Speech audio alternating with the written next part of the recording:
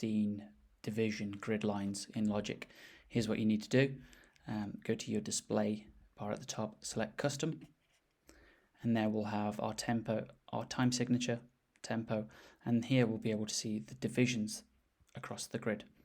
So at the moment we can see 16, which are these little lines that go down. So here's a bar, and each one, there's 16 subdivisions of that bar. So if I zoom in, let me just add a blank track so you can see the 16 subdivisions that go down.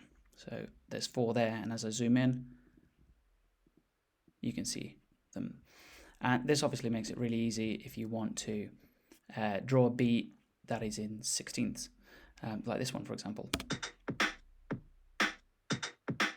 But if I want to add triplets, then I can't quite see them on here. So let me just show you how you do that. You just go at the top here, go to the 12th, and there you can now see the bar has been subdivided into 12 instead of 16, which is the triplet value. So I can now draw triplets. If I wanted to draw 30 seconds, then I could just choose 30 seconds. This is really nice because it's on there, it's on the ruler. So it's a visual display of where everything is.